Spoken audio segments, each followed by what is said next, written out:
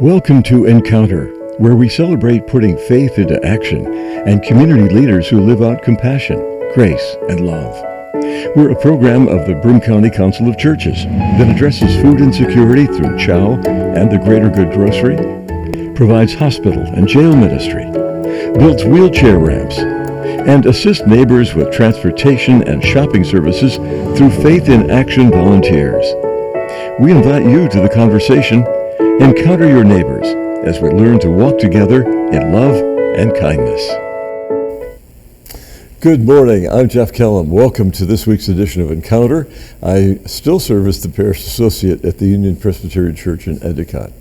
My guest, I was going to say my last guest, but he wasn't, because this could be my last guest. You never know. My previous guest was the Reverend Bruce Gillette. We were talking about Presbyterians for Earth Care, and we were talking about everything from environmentalism to ecology to solar panels and electric cars and global warming.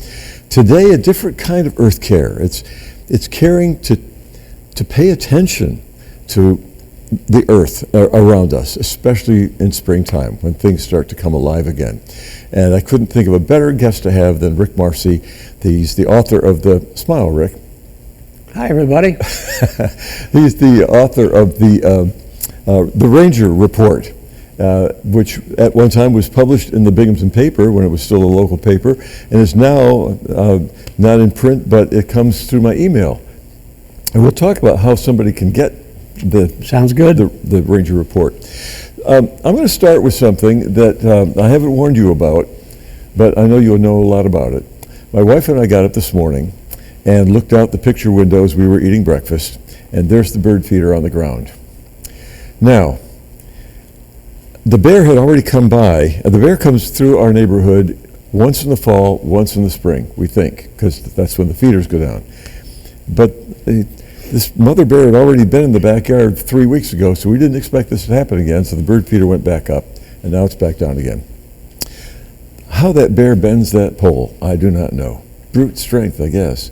So, what do we do about bird feeders and bears? Well, the smart thing to do would be not to feed the birds after the bear wakes up. You feed the birds from like December 1st to April 1st, and then you don't feed the birds anymore. Yeah. But we love the birds. Yeah. And so it becomes a labor of love to keep a bird feeder up when there are bears around, because essentially you need to put the feed out in the morning and make sure it's gone by night, because bears are 90% nocturnal now. Yeah. And when they first arrived in Broome County, in our area, maybe let's go back 25, 30 years ago, they were not nocturnal. Bears showed up at all hours of the day, and the problem with that for the bears was there were dogs out and people out, a lot of commotion every time a bear showed up, and they're not stupid, and they've evolved into a creature that knows instinctively, if I go to your house at 3 a.m., I'm going to have the run of the place. Yeah. So what I do at home is I go out in the morning and the birds are waiting for me, and I put a scoop of sunflower seeds on the platform feeder. Yeah. And I scatter some cracked corn for the sparrows, and by dusk, if I look out and see there's still some sunflower seeds out there, I'll take a whisk broom and just get them on the ground. So Mr. Bear comes at night, there's not going to be food. Yeah, we were taking them in at night.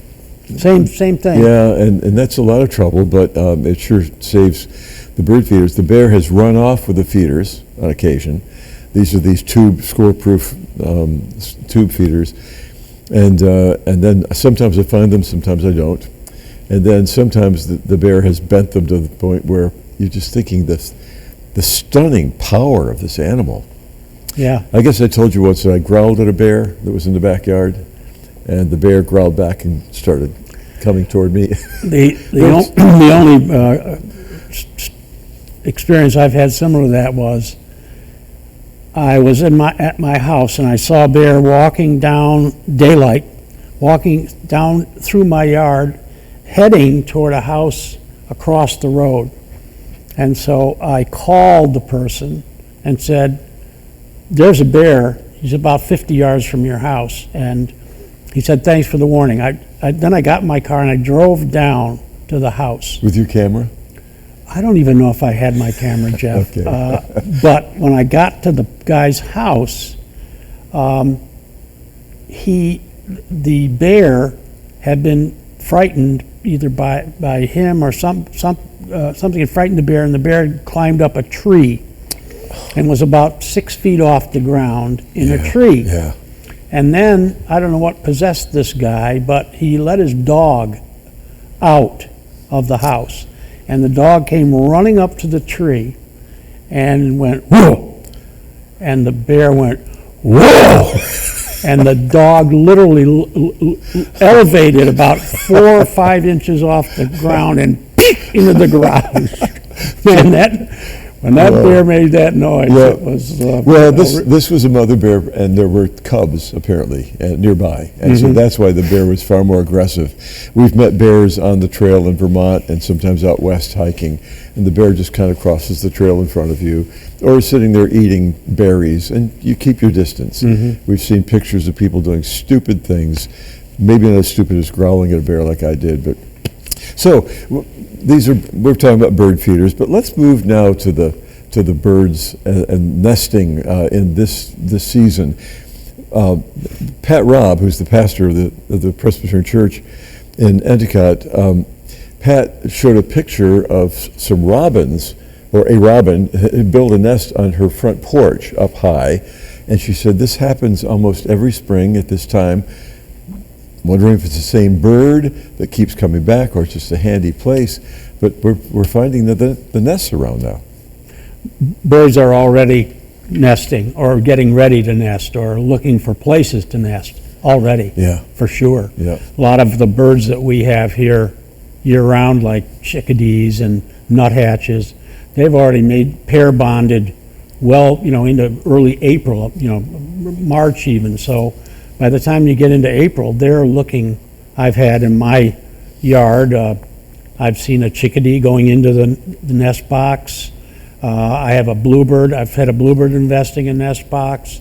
I've had a robin flying off the nest that it used last year. So Right. Absolutely, Right.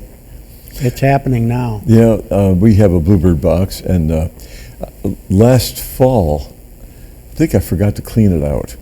It just fills up, and my understanding is you should clean it up, make it nice for the next bird. But I haven't checked it recently. I don't want to go open it up and frighten. I'd say you still have time to do that, and it's a good idea to do it, Jeff, because what happens sometimes in bluebird nests is they become infested with mites, these little spider-like creatures, and the mites feed their parasites, and they'll actually feed on the babies and can kill the babies. And problem is that sometimes they overwinter in the old nest material. That's why in the spring you want to get all that nest material out of there and let the birds use clean nest material. Yeah, I think once the more mild weather came this past early spring, I did clean that out, so it was ready for the next family. Good. Yeah. I did not have a mouse in the grill this year. We tried the mothball thing last year. Didn't work. The mouse apparently doesn't mind mothballs. But there was no, last year I think was the year that we had a family of mice, mother and some young'uns. This year I got smart and took the bottom out of the grill. So there was no place to, and then for the side burner I put steel wool in there. Again, no mice. That was a relief because I want to cook. Yeah, exactly. It's time to cook. So I was interested in your most recent column where you talked about mud and getting mud on your shoes. Share a little bit about that story.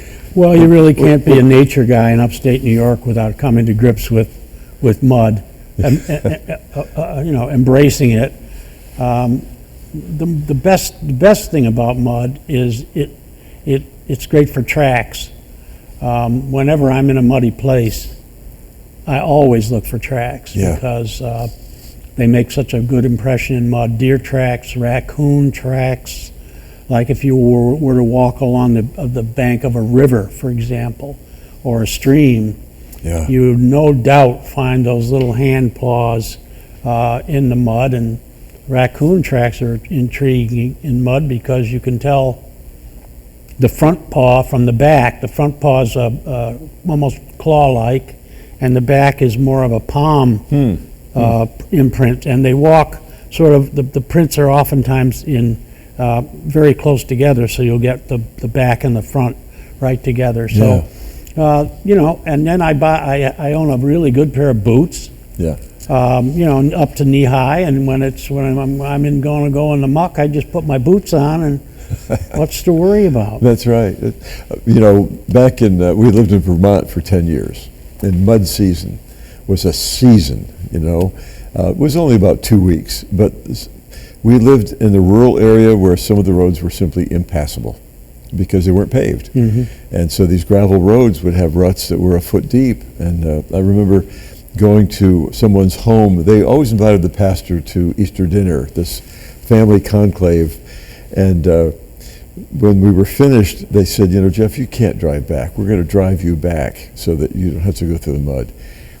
And boy, I'll tell you, that guy maneuvered that car through that squishy mud between a tractor and a stuck car.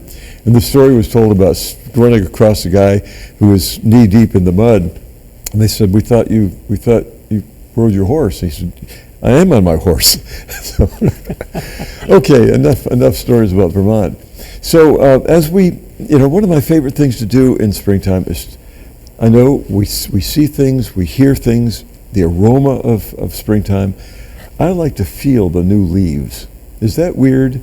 I think they're soft. It's kind of a sign that, yes, things have been resurrected again. There's life. Do you ever go out and feel stuff? I'm not a leaf feeler. I can certainly buy into your love of doing that. I'm a leaf peeper. Uh-huh. And this morning, we're now in last week in April, and it's baby leaf time. Yeah. Where finally I'm seeing these, mouse ear sized leaves of the hardwood trees in my forest are starting to appear by the hundreds. And if you get into a position where the sun is in front of you and the leaves are in front of that, and then there's you, they're backlit. Yeah. And you're getting this gorgeous yellow-green speckles all through the once lifeless forest. Yeah.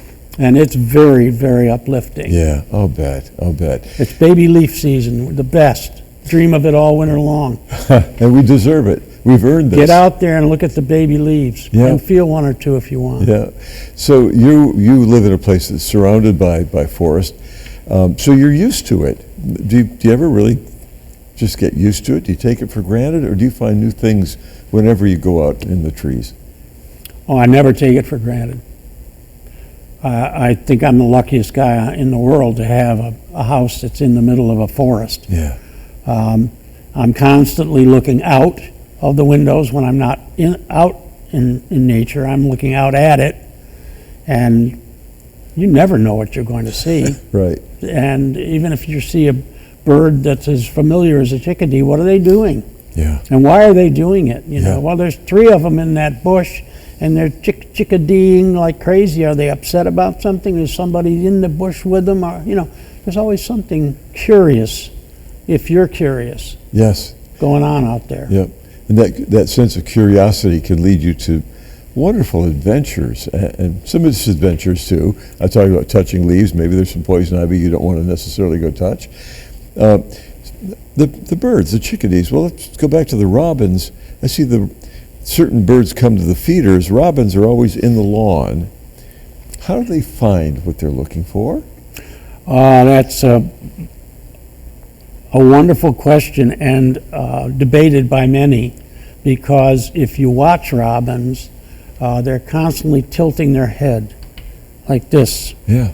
When they're looking for food. And for a long time, the prevailing wisdom was that they're listening for the imperceptible crawly sound of some worm or bug, but the reality is they're looking. And robins' eyes are on the sides of their head. Yeah. So they don't have our binocular vision like we Right. do. So to see out of this eye, they have to tilt their head to look. Yeah. So when you see a robin cocking its head, it's looking for the worm, Right. not listening for it. I'm fascinated. They're by also fruit eaters, Jeff, but Yes. at this time of year, there's no fruit. Sure. Late summer, the robin will go over to being a fruit-eating bird, and you'll see them in the honeysuckle shrubs and thorn apples, and they Right. switch their diet. But right now, they're wormers. Right. Our guest today is Rick Marsi, who writes the Ranger Report, and this would be a good time to talk about when or how to receive the Ranger Report. You and I connected through the program, I guess, and so how can somebody else join this fellowship of? Just a little background. Yes. I did write a column for Gannett for 44 years. They stopped the column about a year ago. At that point, I began to send out what I call the Ranger Report. My nickname is Ranger. I'm Ranger Rick, the nature guy. Yeah. So what I did was kept the column. That's when you get the Ranger Report, you get the column. Right. But then I have other features. It's an email, so I can add lots of photographs. Oh, the pictures are, And wonderful. profiles of birds, and I have a segment called Far Afield where I share travel experiences. Anyway, it's a nice lengthy chunk Yeah. of nature, and it's free. And all you need to do is email me and ask to be on the email list, and you get it every weekend. And what is your email address? Marsi, M-A-R-S-I, one word, at stny.rr.com. There you go. Roadrunner, Yes. standard Roadrunner address, Right. Marsi at Marsi, stny.rr.com. That's wonderful, and you're not making a fortune off this. This is all volunteer work. Yeah, for it's you. all zip. I'm But not making any money on it. it's a labor of love. Yeah, absolutely. Isn't it? It's great to share, and I get feedback, Yeah. which is very nice. And what's better than that? If you turn somebody on to going outdoors or enjoying the world of nature, Yeah. that's pretty darn good. Where would you walk now that spring has sprung and we're heading into summer? Where are your favorite places to go besides your backyard? First of all, wherever you are, just go out. City, street, neighborhood, stuff is happening. Backyard, that kind of thing. So first and foremost, you don't have to drive half an hour to experience it. Yeah. However, if you want to go to a preserve or a park where there's more nature, we abound here. Name your town, name your county. In Vestal, there's Jones Park, which is a beautiful 400 or 500 acre park filled with woodlands.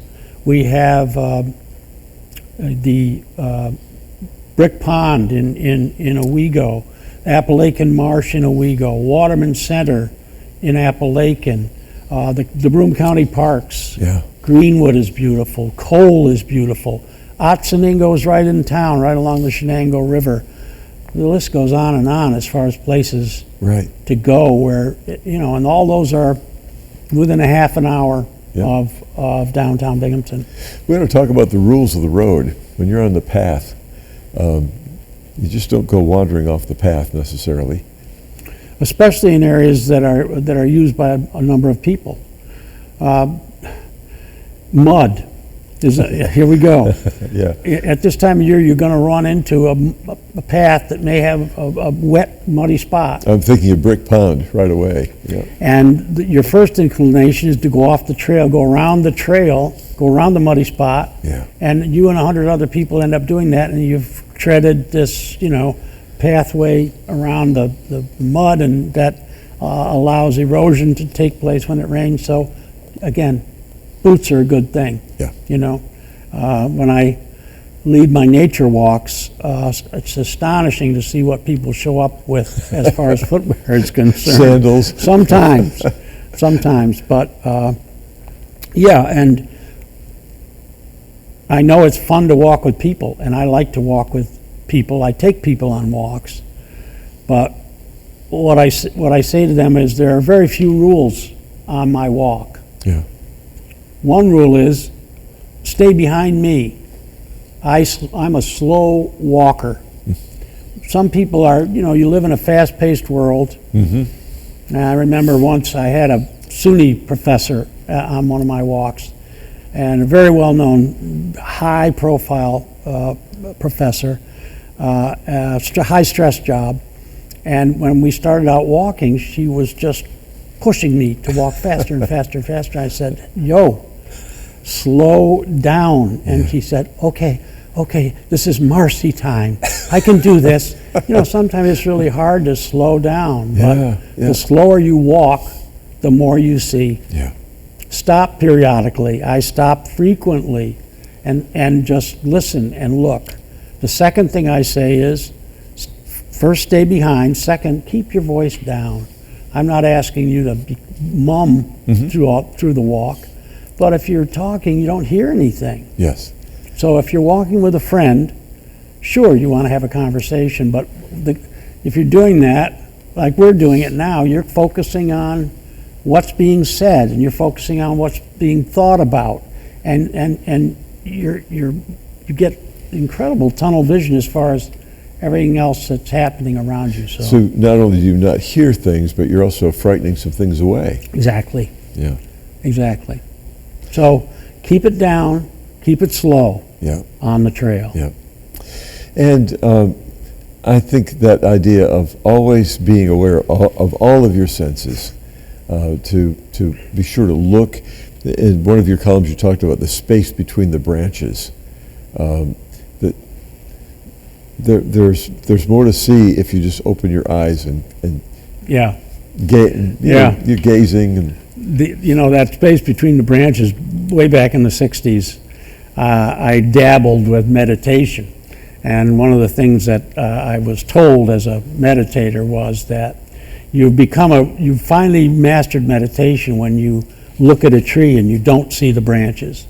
You just see the space between the branches, because that's nothingness. And that means you've rid your mind of all the material clutter that prevents you from meditating on your inner self and the like. Yeah. I didn't hang in there with that for very long, but I often think about it in the winter, when you can look through the bare branches, and I often think in the winter, I'm tired of looking through the branches. Please, let's have some leaves, let's have some birds, let's have something to look at on the branches. And I think one of the wonders of having seasons, and not everyone does. There are certain temperate, different climates where they don't have the definite seasons we do. We complain about winter all the time. I know when we lived in Virginia, we complained about that summer heat and humidity. But there is something about watching the changes that take place. When we sit at our table eating breakfast, in the winter we can see the hills around us. In the summer, the trees block it because the leaves have come out. Well, great, there's two different views then. When we lived in Vermont, we had a field behind us. And that field was, it was mowed, and that it would grow up. We'd see the pattern in the mowing. And then it would grow up, fall would come, and it would turn yellow, and then of course 3 feet of snow would fall one morning. So every view we had of that same backyard was different, and to pay attention to that kind of thing, I think, is just to look at the beauty of creation and be thankful. One of the things that I've done over the years that sort of epitomizes the changing of the seasons and appreciating them is, I've got a few spots on my land and on other people's land that are so beautiful that I want to chronicle them with a photograph. And what I've done is, let's say I'm looking at a beautiful stream. I'm on the edge of side of a ravine, looking down at a stream that's cutting through the ravine. I'll take a picture, and then what I've done is I'll hammer a stake into the ground right between where my feet are. Yeah. And then 3 months later, I'll come back, I'll plant my feet, and I'll take the same picture. 3 months later, come back, plant your feet. Oh, and man. so you'll have this 4 photographs of the very distinct seasons Yes. from the same exact spot. Right. And it's fascinating to look at it and see how quickly, relatively speaking, Yeah. things change in our 4 seasons. Yep. And look in any of the 4 directions, and you can do the same thing in each way. I know that there are many folks who live in urban areas and never get a chance to go into the woods. I'm thinking of the story is told that the Rumble Ponies Booster Club has worked with a Hall of Fame in Cooperstown to get kids from the inner city to the Hall of Fame for various activities. And that some of these kids who came out of one particular city had never seen a cow. Now, that's stunning to me. But they were fascinated by driving by and seeing cows in the field. So when you live in an urban environment, you have to work harder, but you can still see signs of nature around you if you look hard, I guess. Absolutely, yeah. For years, when I was much younger, I worked at Greenwood Park as a naturalist, and we would bring school groups out, and I was on many occasions brought up short by the realization that these kids were from, were from Binghamton, from the east side of Binghamton, and some of them had very, very little contact with anything beyond their urban neighborhoods. Yeah. Just to watch a tree, I mean, once you've opened their eyes to that, I think it's probably a life-changing thing for some kids that now maybe they will pay attention to a tree or to the grass or to what's crawling in the grass or the sound of the birds. Yeah. There is stuff happening everywhere. So is it true that pigeons and doves are all the same animal, but they change their clothes when they move from the city to the country? They're all related. Like the common mourning dove that we see in our neighborhoods is definitely related to the rock pigeon, which is the urban pigeon. Right. Yeah. Right. Well, that was a throwaway question because I still had a minute to burn here. So once again, to get Rick Marsi's column in your email, you go to rmarsi, it's letter R and then MARSI at stny.rr.com. Correct. See, if I can Well done. If I can remember it, anybody can remember it. Thank you for joining us for this edition of Encounter, produced in cooperation with the Broome County Council of Churches. I'm Jeff Kellam. It's been my pleasure to talk with Rick Marsi today, a naturalist and a lover of all the outdoors. I hope that you'll be with us again next week, and in the meantime, I hope that you'll be gentle with people and with yourself.